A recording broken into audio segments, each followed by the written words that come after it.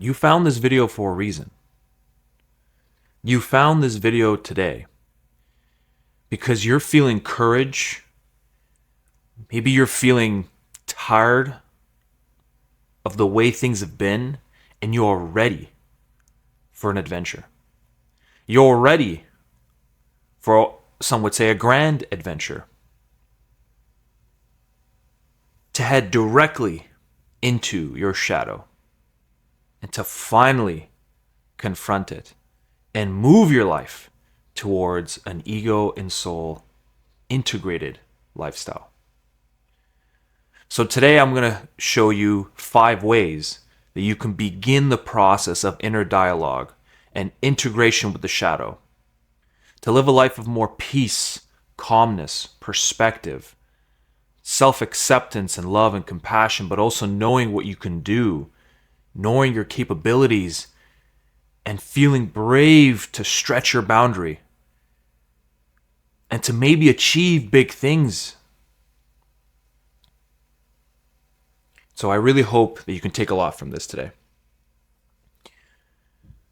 First thing to understand before we get into shadow work: curiosity, adventure, love, compassion with a firm hand is how you want to approach anything with the self. Anything with self-discovery and self-reflection. If you judge, criticize, get angry towards, it doesn't work. It's just going to get super tight, you're going to get flustered, and you're going to have to take a break and come back to it. So you always want to make sure from the very get-go that is the state of mind you want to enter in if you want to have a more smoother experience. Number 2, take your time with this process. This will not happen overnight. If you expect it to happen overnight, then you're going to get angry, impatient, and want to rush the process. But shadow work cannot be rushed. That's why I always call it an ego-soul integrated lifestyle, something you do consistently every day. And then finally understand that this will be challenging. You're going to come across memories, emotions, and feelings and thoughts that you have been pushing away for a very long time. And perhaps for good reason. You needed to do it in order for you to move on and get a job and make friends. Maybe you've had a traumatic background and you needed to do certain things to adapt so you don't feel this consistent pain in your life. And I totally understand. And I want you to understand that it's okay to take your time. It's okay to be patient with it. If it gets too hot, too intense, you can back away, come back tomorrow. So let's get right into it. First one, I call the Oracle Mirror. This requires you to have someone in your life that you deeply trust. And by deeply trust, I mean they're not just there to celebrate you when you win. They're also there to comfort you and encourage you when you lose, when you're at your worst. That could be whoever you wish, but they need to have a deep care for your well-being for this to genuinely work.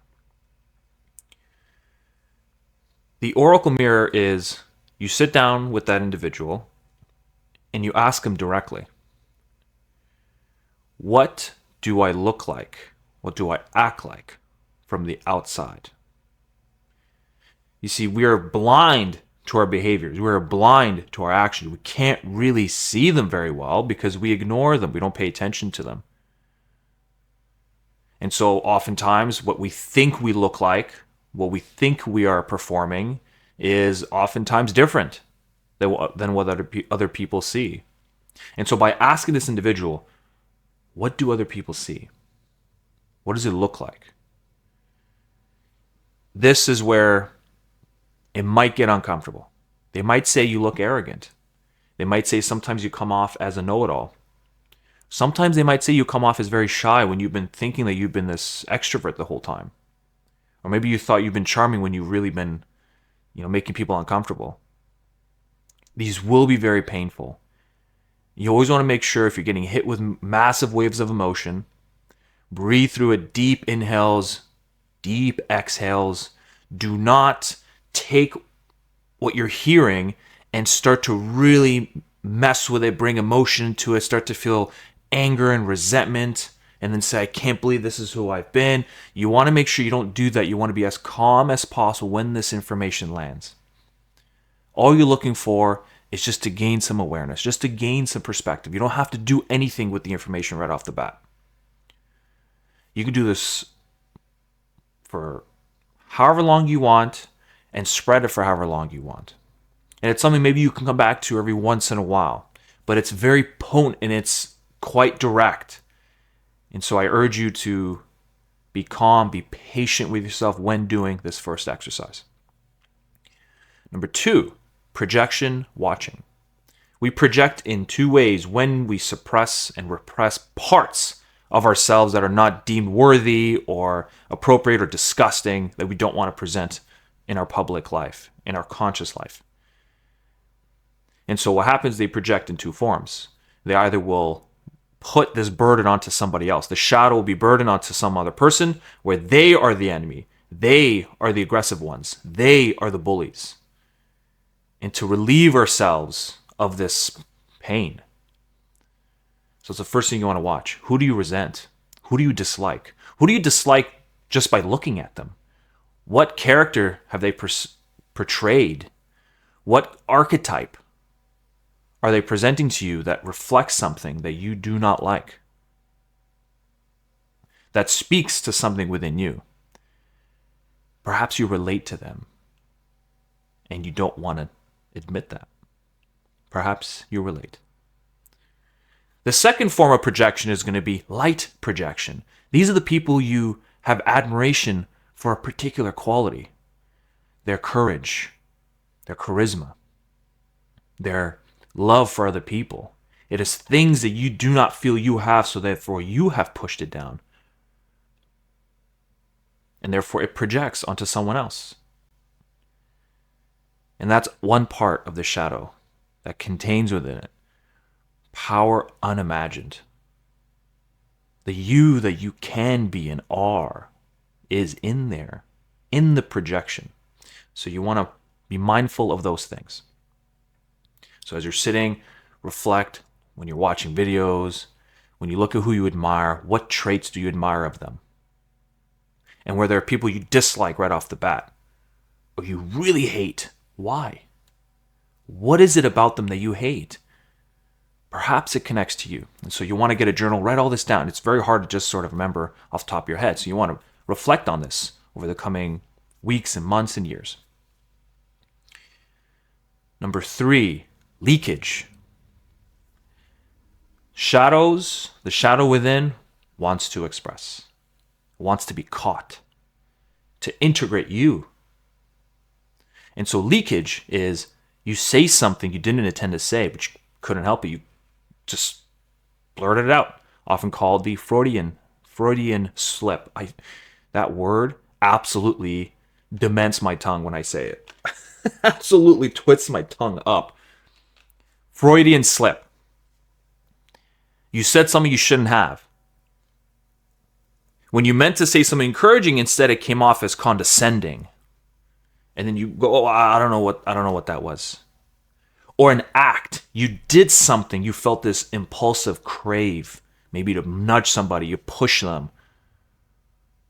Or cheat at something. Something impulsive kicked in, hijacked your conscious awareness, hijacked your ego, and took over for a brief moment, and then you snap out of it. Be mindful of those things. You are hijacked by archetypal energy, complexes that are sitting beneath your conscious awareness that are so powerful that they can do that if you don't look at them. If you don't look at them, they gain power. When you look at them, the power starts to diminish. They don't completely go away, but they do reduce in size. Number 4, humor. What do you find funny versus what do you find not funny? The shadow, part of its language is humor. Watching someone, classic image of somebody slipping on a banana peel, and we find it funny. Someone's misfortune we find funny. Of course, we never want to wish harm on anybody. That's not how we want to live. But humor is oftentimes putting into light the shadow and something that everybody all collectively thinks, feels, and sees, but doesn't want to put out into the light.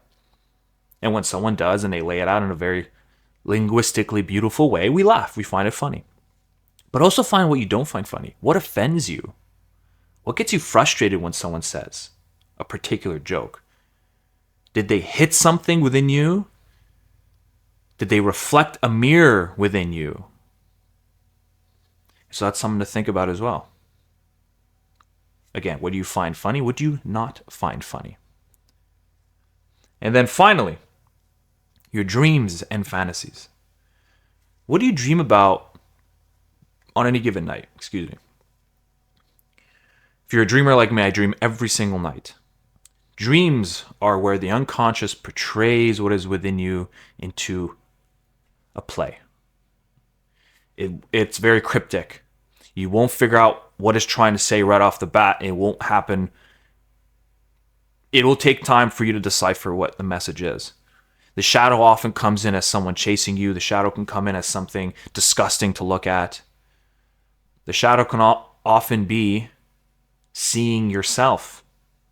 I had a dream a long time ago where I was sitting in a classroom. I think this was probably early high school, sitting in a classroom, and I dreamt that I saw myself sitting opposite me, kind of grinning at me. But he was the opposite. He was, well, for me, I've always had this, my shadow has been wanting to be charismatic. I've always wanted to have friends and have girls like me, and that was always something that has bugged me for a long time when I was in high school.